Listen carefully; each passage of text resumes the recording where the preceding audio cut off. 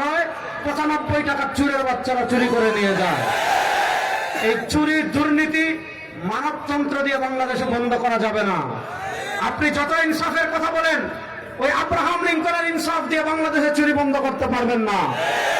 ভারতের প্রেসক্রিপশনের ইনসাফ দিয়ে বাংলাদেশে চুরি বন্ধ করতে পারবেন না।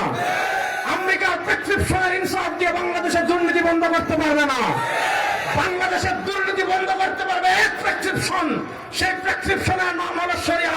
যদি মাত্র 1 বছরের জন্য বাংলাদেশের বিচার ব্যবস্থায় শরিয়া চলে আসে, বাংলাদেশে কোন চুরের বাচ্চা চুরি করার সাহস করবে না, কোন দুর্নীতি করার সাহস করবে না। আমাদের বাংলাদেশের অর্থনীতি দাঁড়িয়ে আছে দুটো জিনিসের উপর। একটা হলো প্রবাসীরা বিদেশ থেকে রেমিটেন্স পাঠায়, আরেকটা হলো এই যে আমরা বিশাল গার্মেন্টস দেখি। এই গার্মেন্টসে আপনার পোশাক আমদানি, পোশাক তৈরি হয়, এগুলো বিদেশে যায়। এই গার্মেন্টস রেমিটেন্স, এই দুইটা জিনিসের উপর আমাদের অর্থনীতির ভিত্তি। এত বিশাল আমাদের ম্যান পাওয়ার, আমাদের বিদেশে জনশক্তি থাকার পরও, এত হাজার হাজার গার্মেন্টস থাকার পরও আমাদের বাংলাদেশের অর্থনীতির চাকা কেন ঘুরছে না? কারণ একটা, আমাদের দেশের প্রবাসীরা মাথার ঘাম পায়ে ফেলে বিদেশে টাকা কামায়, দেশে পাঠায়, ব্যাংকে টাকা জমা হয়, আর চুরের বাচ্চারা সেই টাকা চুরি করে বিদেশে পালিয়ে যায়। আমাদের দেশে এত গার্মেন্টস থাকার পরও কেন আমাদের দেশের অর্থনীতি দাঁড়ায় না? কারণ এই গার্মেন্টস যারা করার সময় চাঁদা দিতে হয়, নির্বাচন আসলে চাঁদা দিতে হয়, পোশাক আমদানি করলে চাঁদা দিতে হয়, আপনার গার্মেন্টসের জন্য পণ্য আনলে জায়গায় জায়গায় ট্রাক থামিয়ে চাঁদা দিতে হয়। বাংলাদেশের চাঁদা চলুক, এটাকে আপনারা চান? যারা বলেন চাঁদা মুক্ত, এই যে গাজীপুরে বিশাল গার্মেন্টস শিল্প, এই গার্মেন্টসের মালিকেরা একদম নির্ভয়ে কোনো চাঁদার ভয় ছাড়া ব্যবসা করুক, এবং শ্রমিকেরা কোন ধরনের চাঁদা দেওয়া ছাড়া কাজ করুক। এটা করতে হলে কি করবেন? আগামী 12 তারিখ জিএম রুহুল আমিন ভাইকে চোখ বন্ধ করে হাত পাকায় ভোট দিবেন। আমি আল্লাহর নামে কসম করে আপনাদের কাছে বলে যাচ্ছি, আমি আল্লাহর নামে কসম করে আপনাদের কাছে বলে যাচ্ছি, আগামী 12 তারিখ যদি জিএম রুহুল আমিন ভাইকে হাত পাকা প্রতীকে ভোট দিয়ে আপনারা সংসদে পাঠান, আগামী 5 বছর আপনারা গার্মেন্টস পরিচালনা করবেন, আপনারা পোশাক রপ্তানি করবেন। যদি একজন লোক 1 টাকা চাঁদা নেওয়ার জন্য আসে, ডাইরেক্ট খাম্বার সাথে বেঁধে রাখবো।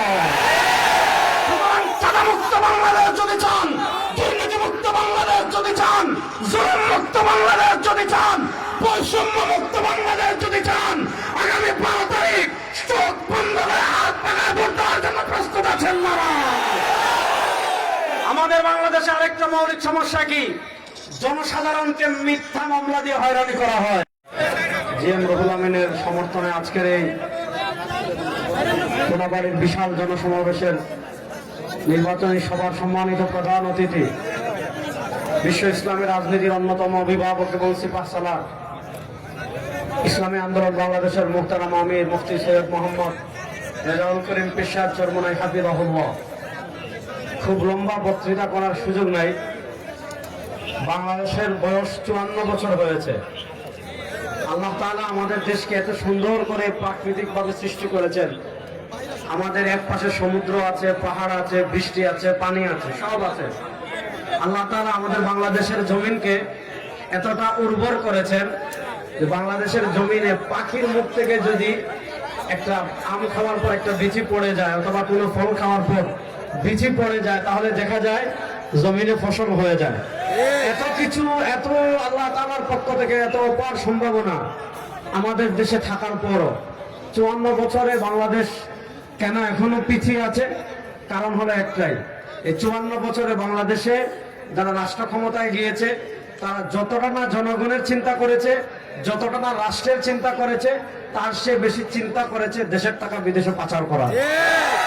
তারা দেশ যতটা না চিন্তা করেছে, তার চেয়ে বেশি চিন্তা করেছে দেশের টাকা বিদেশে পাচার করে, দুর্নীতি করে বিদেশে বেগম পাড়া তৈরি করা। এজন্য দেখবেন আমাদের দেশে রাস্তার বিশাল বাজেট হয়, রাস্তাঘাট হয়, কিন্তু দেখা যায় 1 বছরের ভিতর রাস্তা ভেঙে, একবার বৃষ্টি হলে রাস্তা ভেঙে আবার আগের মতো হয়ে যায়।